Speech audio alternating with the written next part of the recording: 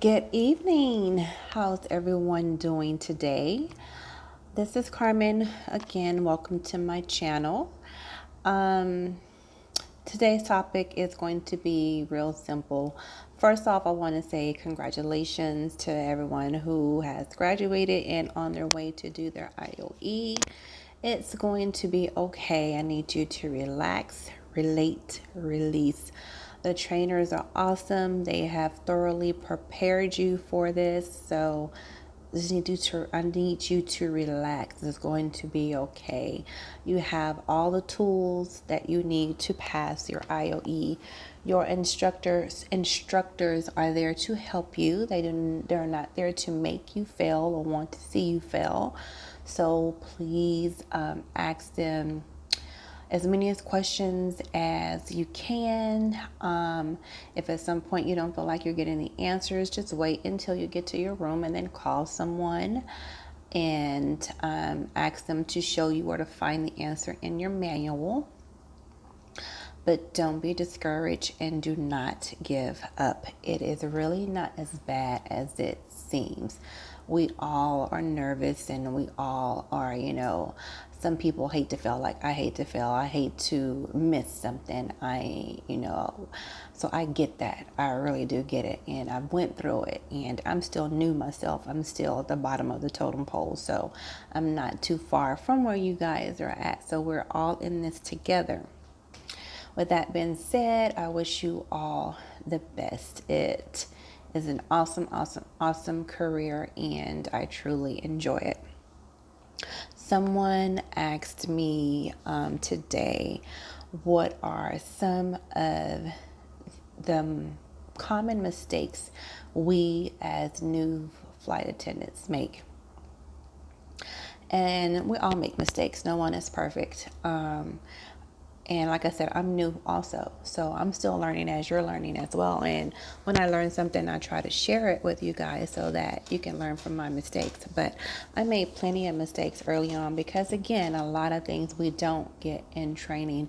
Or if we do, it's like for one day and it goes in one and out the other because you're focused on so many other things.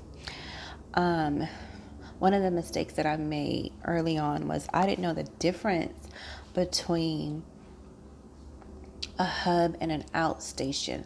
Like I knew what a hub was. I knew that, okay, this is a hub. We have like 20 of them. And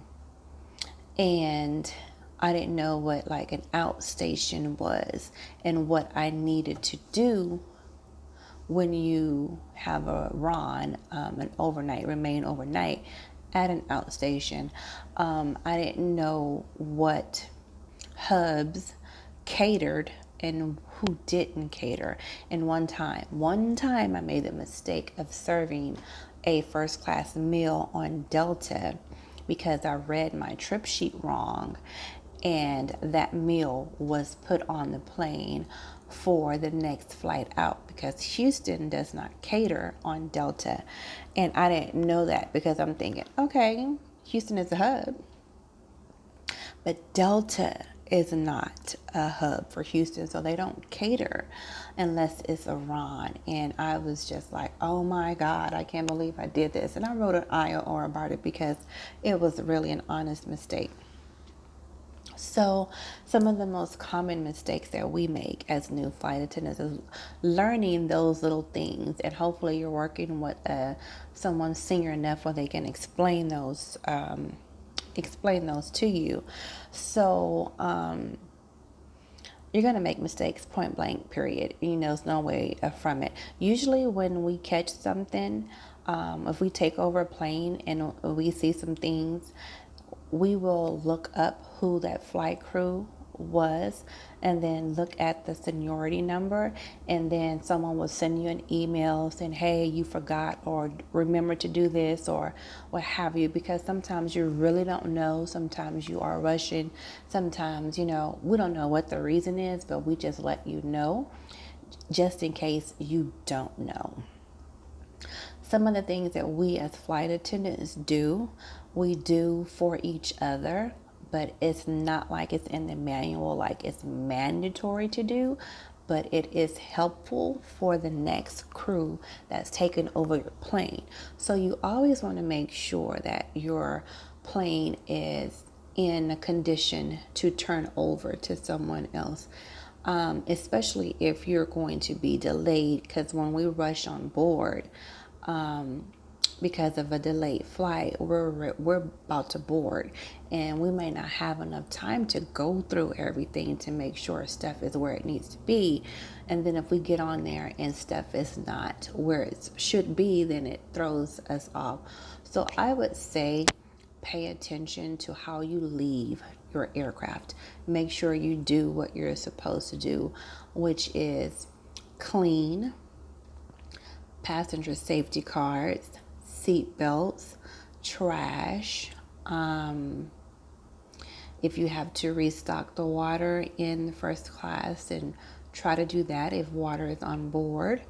If you have to empty the lavatory on United, then empty the lavatory. So how I remind myself to empty the lavatory on United is when I'm aft, is that when I am doing my final, once we do the pre-landing announcement and you're doing your final safety check, I take a garbage bag with me to the back, and I keep it in the back with me, so that way I remember to empty the trash. And usually I empty it doing my final walkthrough and bring it back up and put everything in the trash. But sometimes people hand you trash going to your seat, so I always take a trash bag back there with me if there's none already in the back overhead bin. What else you want to do? Restock. Like on Delta, you have a little snack box that we have the snacks, the 3 snacks, the Kind bars, the almonds, and the Biscoff cookies go in, and that goes on the side of your cart. We always restock that for the next person that comes on board, so that they can just grab it and go. So when you're cleaning your cart after you do your service, just restock that. On United, we restock the snack tray for that. I haven't been on United in a minute, but the last time I was on it, we had a snack tray that was in the cart, and it had your Strupel waffles, maple wafers, and pretzels. But we're supposed to be just switching to Biscoff cookies and not the maple wafers. So I haven't been on United in a while, so I don't know if they've switched yet. But you always want to prepare your cart for the next flight attendant. Make sure all your canned sodas are empty and drained, and that soda cart is restocked for the next person. Make sure that you empty your ice or your water if it's full to the top in your beer and wine drawer. Usually when I get on board, and if I'm the forward and I'm checking everything and make sure I have everything, if I pull my beer and wine out and I see that it's a bunch of water in it, I automatically drain it right then and there, because I personally cannot stand all that water being in the beer and wine drawer. So I pour mine out. And I also make sure I do that on Ron and for the next person that's taken over my crew. Some people will say, oh, we don't have to do that. Catering will do it. But in all actuality, they don't. Some stations will do it, but normally when they come, they just take your cart and they're restocking it, and they may look in it to see if it looks like it's full, like if it has beer and wine in it, then they just look at it, put another thing of ice on it, and they just shove it back in there. They don't pour it out because they're rushing to, unless you're standing over them going, no, pour that out. But they don't have time, they're not going to do it. So you can't always depend on them to do it. They don't always do it. But I do it because I don't want that water to drip and drain out when the plane takes off. That's just me. So I would say just make sure that your galley is clean. You've done all your flight attendant duties and prepared your cabin for the next person who's going to be taken over that plane. If you are on a Ron and you know the morning crew is going to need whatever they're going to need, and you're now say you're in Minneapolis where they cater, and you know that your plane is going to be Iran, and then they're going to be bringing that plane back. Another crew is going to be bringing that plane back in the morning. Make sure that when catering comes, they cater enough stuff for that morning flight. They have napkins, they have toilet paper, they have cups, they have coffee, they have garbage bags, they have soda, they have snacks for that morning flight. You always want to make sure that that flight, you will learn how to be able to tell if your flight is Iran or not by looking at the flow. You can tell if you're getting off that plane and giving that plane over to someone else, if the plane is going to stay going to the hangar or not. And that can determine whether you need to clean the plane or not, or whether you need to make sure it's organized. So those are, to me, and this again is just my opinion and my opinion alone. These are not things that are written in the manual that you necessarily have to do, but it's things that we as flight attendants do for one another to help each other out and to make your day go a little bit faster and smoother. So if someone emails you and tells you about something, don't take offense to it, because they don't know if you know or not. And it's just a reminder, because we don't really like writing service feedbacks for little stuff, and then you get a phone call from a supervisor going, did you know that you didn't do this? Or are you aware that you're supposed to do this? So we rather just email the person and say, and remind them. Other than that, it took me like a good 6 months, I'm going to say, to where I felt like really, really, really comfortable.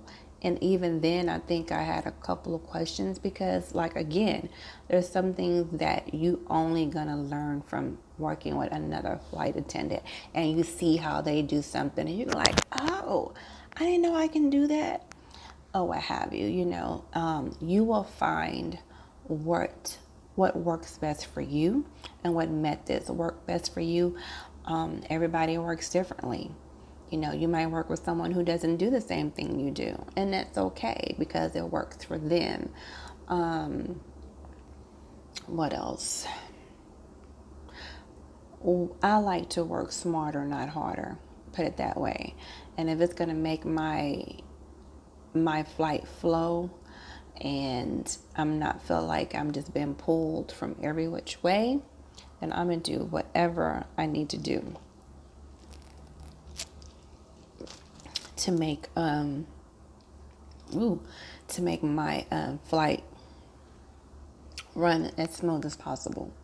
So once you get familiar with all the ins and outs and stuff like that, you will feel more comfortable, then you'll start doing things at your pace and at your leisure and how you like things done. You'll get on that plane and you'll organize your galley the way you want it organized. You will be the aft and you will have your stuff going on. When I'm the forward, I tend to watch my first class passengers, because I have to do drinks, right? But I also watch people trying to bring their bags on board that don't fit, and I catch them and I don't allow them to bring them on board. And I'm not going to argue with them, because they're going to hinder the flight, especially if you got a bag bigger than your head, bigger than your body, and you already know it's not going to fit. No, I'm not going to argue with you. No, you cannot bring it. It has a pink tag for a reason. You need to leave it there. And I don't want to hear, well, she said I can try. No, because as you're delaying my boarding. So some people will just be like, okay, you can bring it. And then they're holding up boarding because they're trying to stuff this big old bag in the overhead bin. And then now they have to walk it back up front, and you got people going this way, you got people going this way, and then they're like this. And, so I nip that in the bud, but that's just me.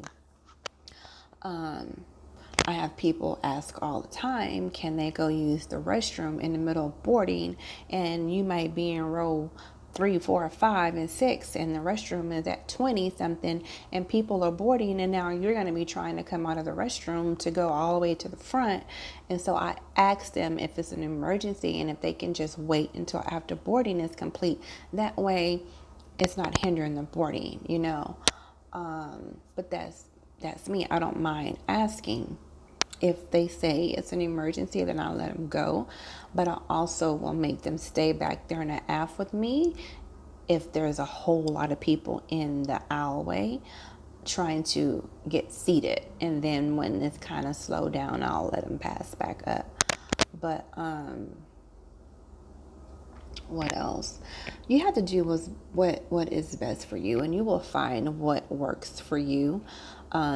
You may work with someone else and they do one thing, they do something a different way, and you like how they do it, and you'll kind of start doing what they do. And then you may work with someone else and then you see how they do it, and then you'll pick up different patterns from people. So it is what it is, and you will get the hang of it, and you will slowly learn these things as I am still learning. And as I'm learning, I'm giving you guys the information. So hopefully you're paying attention, and when a situation happens, you'll go, she said that was going to happen, or she said that, you know. So anyway, guys, I am on a day 1 of a 4-day good trip, and we have a late show time tomorrow, so I'm kind of just up catching up on movies, trying to bid because bidding is open. So I'm trying to get my schedule for October together, and I just remembered my daughter's homecoming, so I need to go back in and change some things about my bidding. And that is it. This hotel in Omaha is very nice, by the way. So if you ever come here and you work out, bring some workout clothes and tennis shoes, because you have a workout space and room, an area in your room with all the equipment you need to work out. And if you need an exercise bike, they will bring one to your room for you to use. But they also have a beautiful gym that you can go and work out in as well. And if you are an explorer and you like to walk around, we are downtown, so you can leave out, you know, when it's safe, or whatever you want to do, and go get something to eat, walk around, get some exercise, or what have you, whatever it is. But it's a really nice hotel. I will not say the name of it on here for our safety, but you will know it once you get on your schedule. So anyway, you guys, good night and good luck.